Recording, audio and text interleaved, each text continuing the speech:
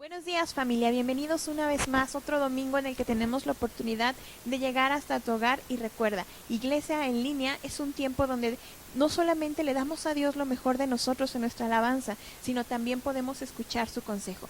Y el día de hoy no es la excepción. Estamos terminando una serie que nos ha revelado un poco más a fondo el corazón de Dios acerca de su iglesia, el propósito, el diseño y lo que tú y yo podemos mejorar, porque a lo mejor hemos incurrido en algunos errores o en algunas cuestiones que no han sido las mejores, pero hemos sido edificados en este tiempo y ahora es momento de corregir un punto más que quizá hemos dejado de lado.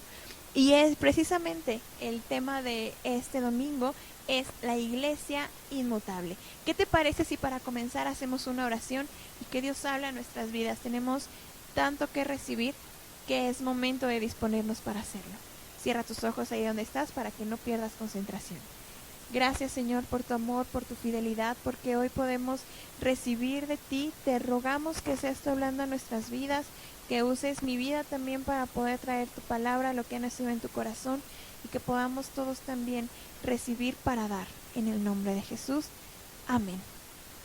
La frase cielo y tierra pasarán, pero mis palabras no pasarán, nos plantea implícitamente un cambio en todas las cosas. Es evidente que estamos hablando de que las cosas cambian, el cielo cambia, la tierra cambia, Jesús mismo fue el que dijo estas palabras. Pero aún con todo esto, nos deja en claro también un punto muy importante: lo único que no cambia es la palabra de Dios.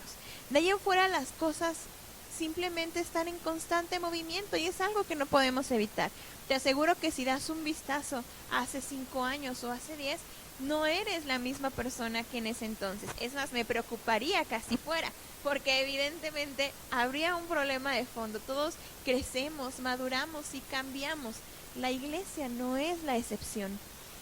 También tenemos que entender que en este caso, si todo cambia y la iglesia también cambia, las formas en que la iglesia cumple la misión de Jesús también pueden estar sujetos a cambio, porque no es lo mismo. Yo estaba meditando en la semana y recordaba cuando yo era más joven, más niña, muy niña, las canciones que se escuchaban eran muy diferentes a las de hoy en día.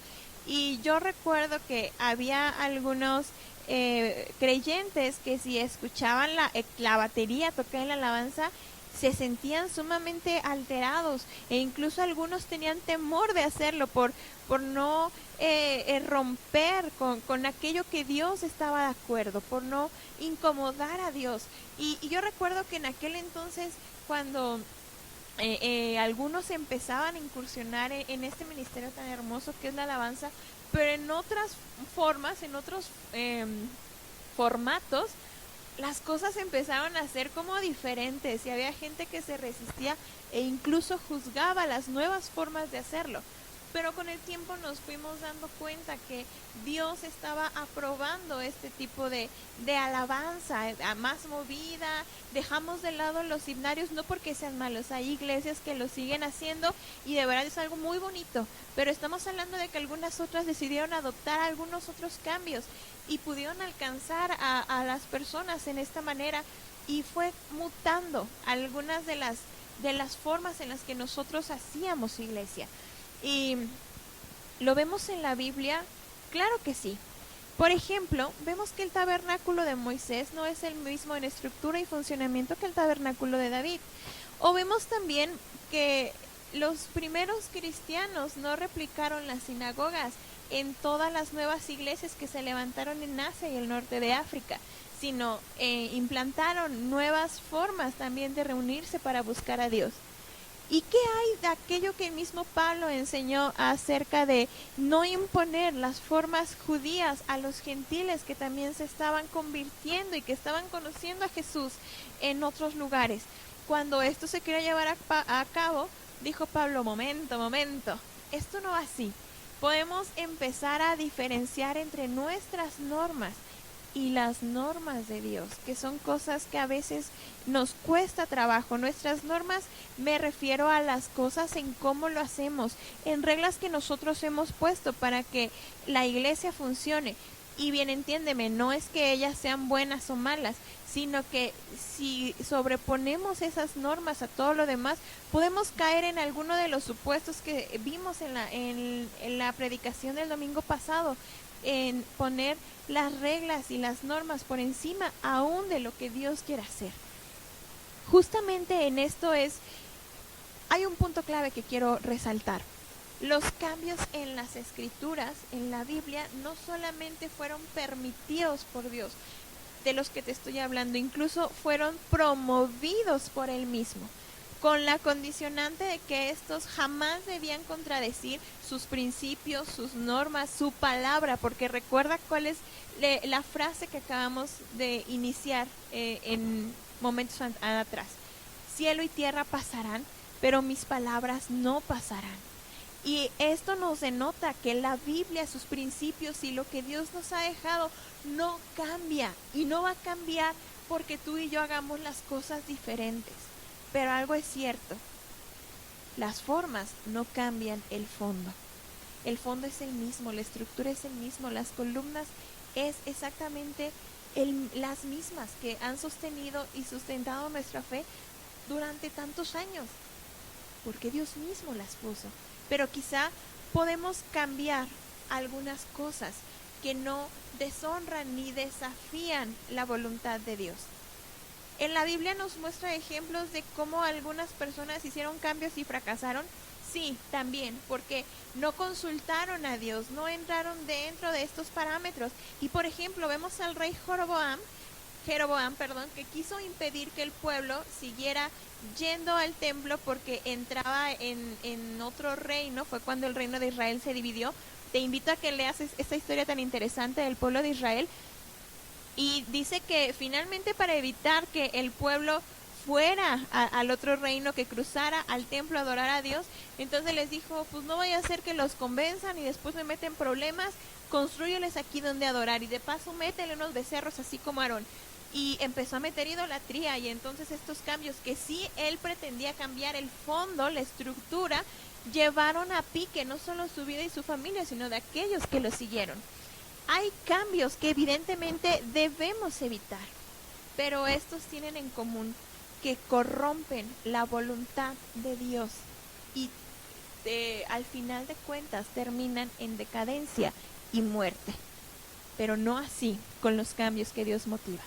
Y justo en este sentido nos encontramos frente a un nuevo parámetro: iglesias que se niegan a avanzar a nuevas temporadas. Y esto es un reto muy difícil.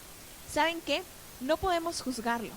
No podemos ponerlos en el papel de juzgar a aquellos que deciden mantener las tradiciones, porque está bien. Entendemos también que muchas veces son motivados por ver el fracaso en otros intentos de gente que quiso hacerlo, pero no motivados por Dios, y al final se desviaron.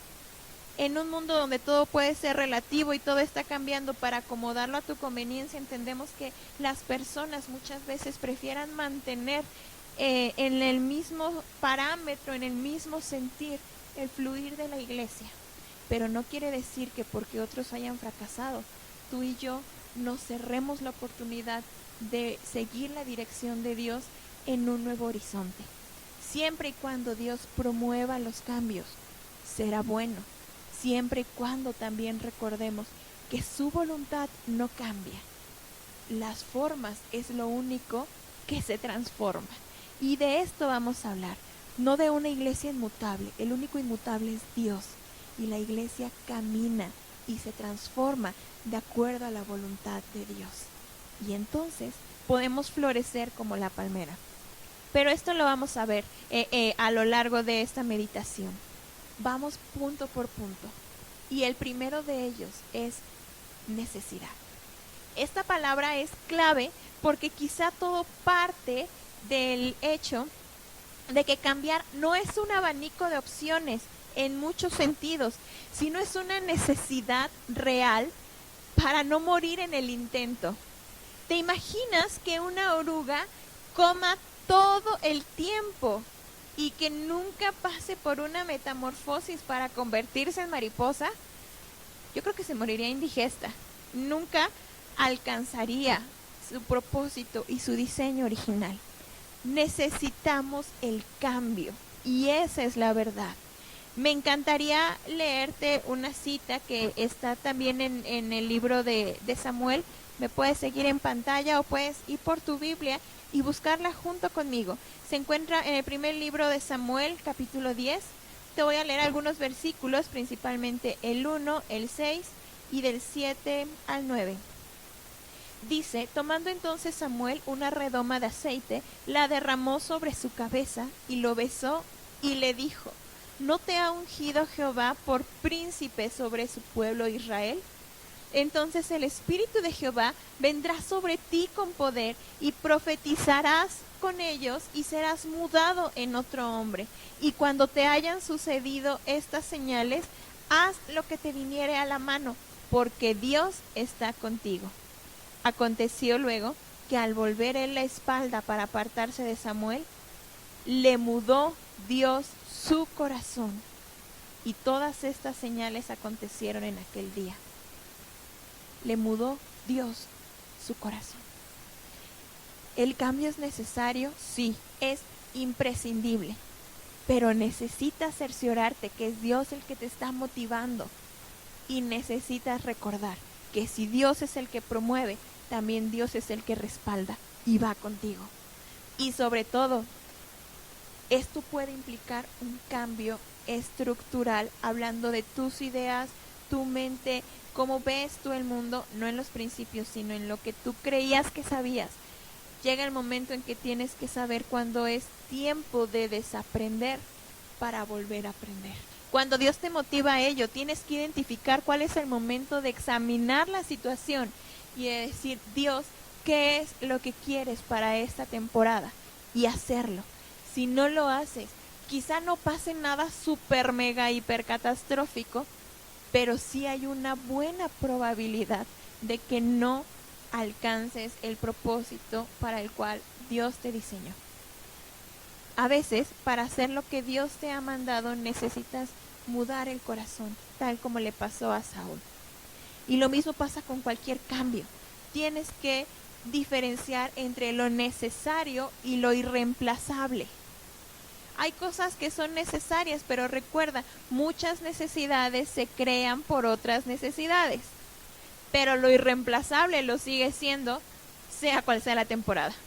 Ahora, en ocasiones, cambiar el corazón o aceptar el cambio también significa despojarte de aquello que debiste usar durante mucho tiempo por aquello que representa una nueva oportunidad. A veces debes cambiar una cosa por la otra y eso es una decisión. Pareciera tonto, pero hay muchas personas que se rehúsan a cambiar su estado actual por uno mejor, por el simple hecho de que no lo conocen y han vivido mucho tiempo en él y en estas circunstancias. Y a veces el cambio es la salida de una prisión, donde debes cambiar tus vestidos viejos por aquellos que denotan tu nueva condición. El mismo rey Joaquín lo entendió así. En el segundo libro de Reyes 25, del 27 al 30, dice: aconteció a los 37 años del cautiverio de Joaquín, rey de Judá, en el mes 12º, a los 27 días del mes, que Evil-Merodach, rey de Babilonia, en el primer año de su reinado, libertó a Joaquín, rey de Judá, sacándolo de la cárcel, y le habló con benevolencia y puso su trono más alto que los tronos de los reyes que estaban con él en Babilonia, y le cambió los vestidos de prisionero, y comió siempre delante de él todos los días de su vida. Y diariamente le fue dada su comida de parte del rey, de continuo, todos los días de su vida. Dice esta parte: y le cambió los vestidos de prisionero. Quizá tú has estado en algún estado en tu vida personal en donde ni siquiera te has dado cuenta en qué situación estás. Pero cuando llegue el cambio, debes de tener un corazón dispuesto para aceptarlo, despojarte de eso y tomar tu nueva condición. A veces nuestra resistencia al cambio radica en que siempre hemos hecho las cosas del mismo modo. ¿Y sabes qué? Han funcionado, porque no son malas, simplemente a veces ya no son tan efectivas. El problema es que hayan funcionado mucho tiempo no implica que funcionará por otro tanto igual. Y puede ser que sí, puede ser que no. Pero quizá tu mejor carta es la próxima y no con lo que has jugado tanto tiempo. ¿Sabes quién nos enseñó de esto? Jesús. En Mateo 5, en el Sermón del Monte, justamente hace mención de aquellas cosas que tenían que ser renovadas. Déjame darte algunos ejemplos. Primero les dice en el 21, oísteis que fue dicho a los antiguos, no matarás, y cualquiera que matare será culpable de juicio. Pero yo os digo que cualquiera que se enoje contra su hermano será culpable de juicio, y cualquiera que diga necio a su hermano será culpable ante el concilio, y cualquiera que le diga fatuo quedará expuesto al infierno de fuego. Y como que se quedaron un wow, ¿qué pasó? Y luego les sigue que le dice, además habéis oído que fue dicho a los antiguos, no perjurarás, sino cumplirás al Señor tus juramentos. Pero yo les digo, no juren en ninguna manera.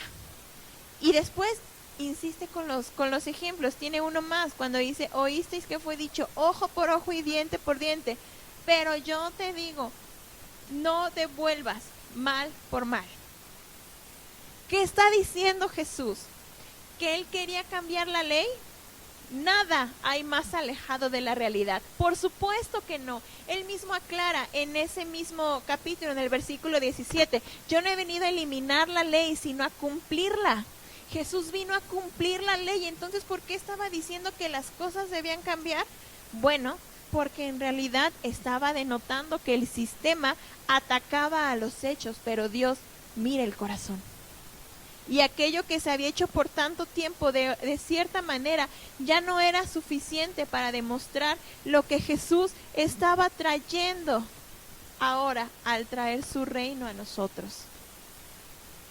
Era necesario dejar de justificarse solo al cometer las acciones y examinar el corazón para recordar aquello que Dios mismo había dicho a Samuel siglos atrás cuando quería escoger a un nuevo rey para Israel, y le dice, porque Dios no mira lo que mira el hombre, Dios mira el corazón.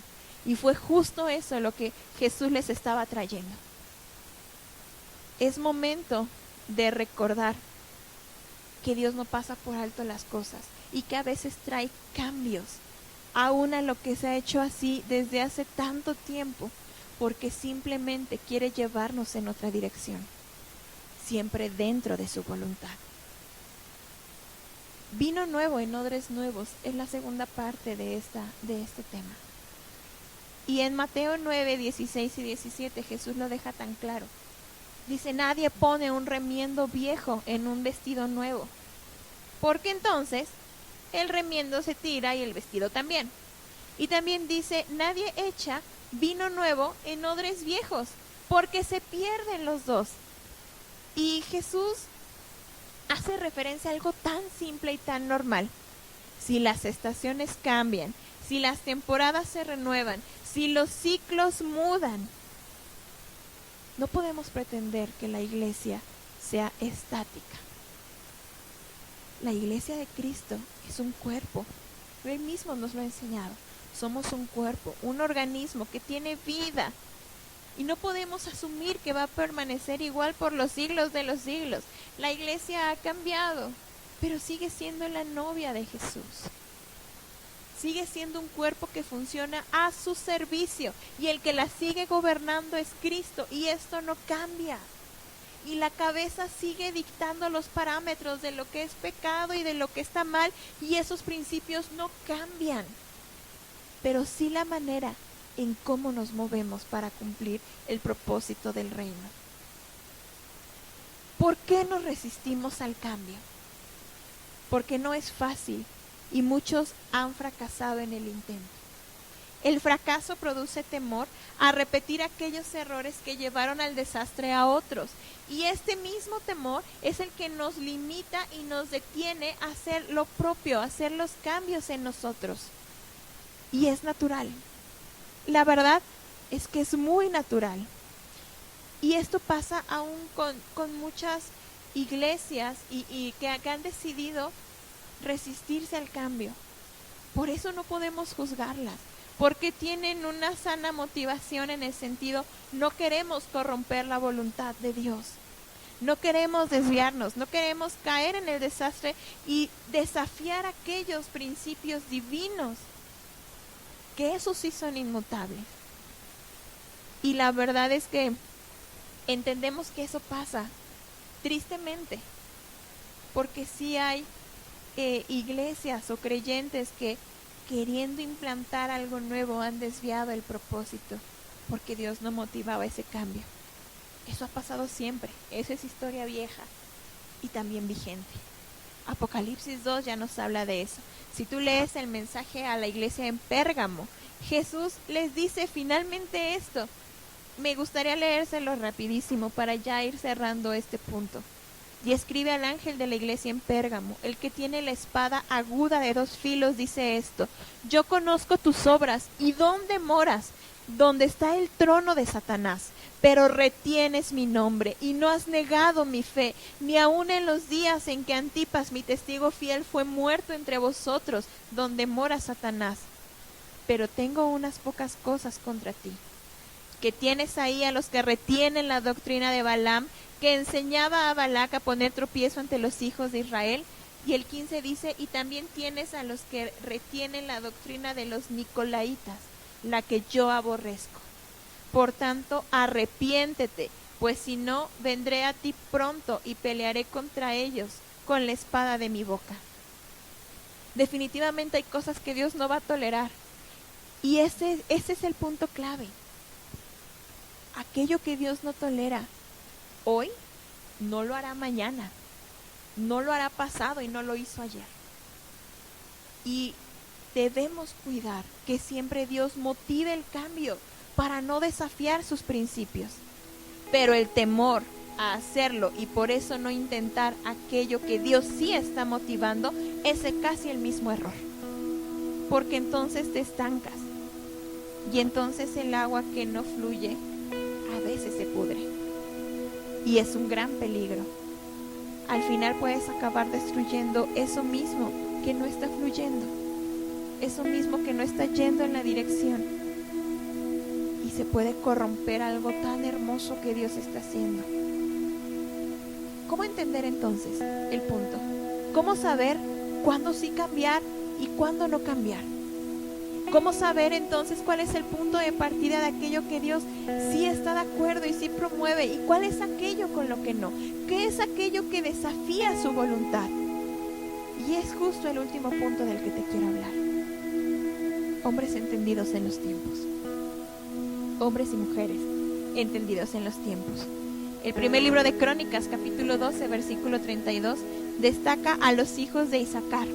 Eran 200 principales entendidos en los tiempos, dice textualmente la Biblia, y menciona, y que sabían lo que Israel debía hacer, cuyo dicho seguían todos sus hermanos. ¿Sabes cómo y cuándo hacer las cosas? Cuando eres entendido en los tiempos, cuando estás conectado con Dios, cuando sabes qué hacer, los demás te siguen de manera natural. Y te vas a tener la certeza de Dios de cuándo hacer un cambio si tú estás conectado con Él y eres una persona entendida en los tiempos. Nosotros debemos de ser entendidos y saber hacia dónde nos lleva Dios, porque siempre hay alguien siguiéndote. Siempre hay alguien que va a ver tus pasos y va a seguir tus huellas. Debes tener en claro cuáles son las temporadas en las que Dios te está llevando y hacer los cambios necesarios en el momento oportuno, o de lo contrario, yo recuerdo que en algún momento nos enseñaban la oportunidad es calva y tiene un solo pelo, la puedes perder. Y es justo en este punto cuando te cae el 20 de que tienes que avanzar. ¿Y sabes por qué? Porque conoces la voz del que te está hablando e inevitablemente la sigues. Juan 10:27 es una clara expresión de Jesús, el buen pastor, explicándonos este punto. Mis ovejas oyen mi voz y yo las conozco y me siguen. Y yo les doy vida eterna y no perecerán jamás, ni nadie las arrebatará de mi mano. Porque sigues la voz del buen pastor. Si sigues la voz de Dios, si obedeces lo que Él te dice, si caminas en esa dirección, las cosas irremediablemente están en su control. Y Él se hace cargo de sus decisiones y Él sustenta su voluntad. Y tú no te pierdes en el intento. No temas dar un paso, dar el cambio, si Dios es el que te está motivando, porque entonces quizá el que se pierda por no hacer el cambio eres tú.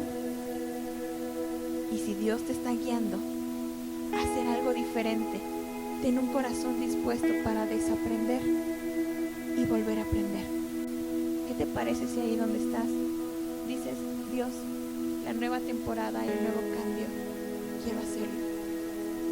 Quiero disponerme a que tú marques los tiempos, tú marques las temporadas, tú marques las formas en que tengo que hacerlo, tú me enseñes los planes y las estrategias, porque así como Josué tuvo que recibir un plan loquísimo cuando nunca nadie había hecho eso, nadie había antes conquistado una ciudad dando vueltas alrededor.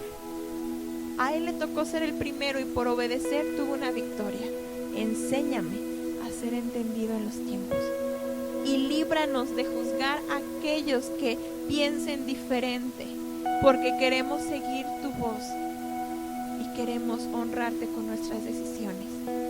Señor, aquí estamos, llévanos hasta donde nos quieras llevar y danos la certeza de que tú nos estás motivando a ello. En el nombre de Jesús, amén.